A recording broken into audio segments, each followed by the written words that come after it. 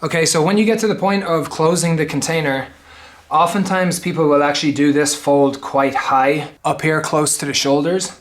So first of all, you want to do that a little bit deeper. You can see where the fold I have here is right above the stitching of where the floor plate goes. And I'd still recommend using this technique or a series of techniques, regardless of if you're using the traditional closing loop in the top flap or the closing loop that's down on the floor plate.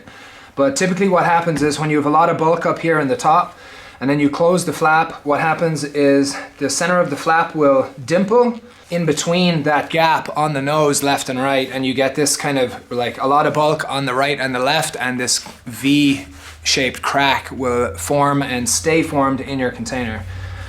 So first step is we'll make the fold a little bit deeper. Second is you want to have the pack job as narrow as possible here. This is why I like to actually put full weight on the canopy before I close it. So I'm pushing down, I'm compressing everything, trying to make it as flat as possible before I actually start doing any work on the flaps.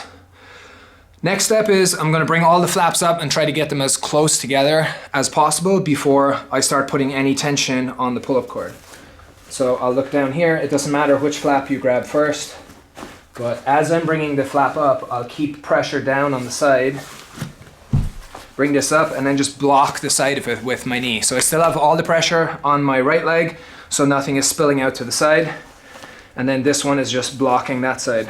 So then do the same thing on the other side, bring that up and over, and then get both legs, reposition a little bit, still keeping a lot of pressure down with my left hand, and then I can release. So once I'm here, I can bring the top flap up and over, and you can see just having done those simple things, my 3 grommets are actually relatively close together already.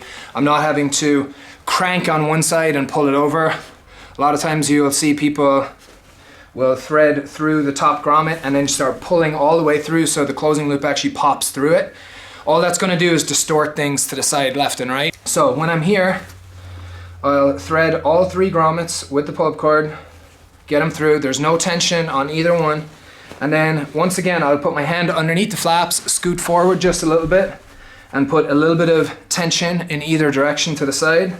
And once I'm here, I'll pull a little bit of tension on the pull-up cord. Then I can take my hand out. And then once they're getting really close together, I'll actually put my hand down on top of the top flap, push down again, take a wrap on the pull-up cord, and then pull straight up towards me. When I do that, it'll expose the top loop, and then I can set my first pin in here on the side. So as we can see here, that dimpling in the top flap is actually a lot better. I would highly recommend doing those couple of things. So first step is do the fold a little deeper into the container, and then make sure you're managing the fabric left and right as it's going in, because it will make a huge difference to how the container looks. If you have a container and you've had that butt crack in it for quite a long time, it may be beyond the point of no return. For this particular rig, it was one I was selling for somebody, and after packing it for the first time, what I did was I actually opened the top flap and I left a 70-pound weight on it for 4.5 days.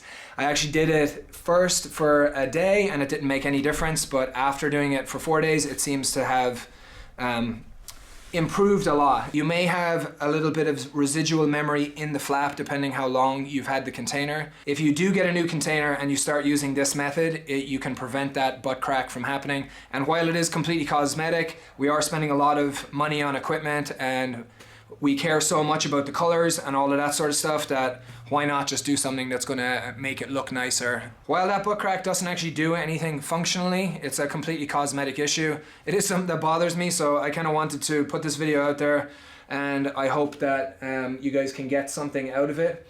And yeah, let's just leave it there.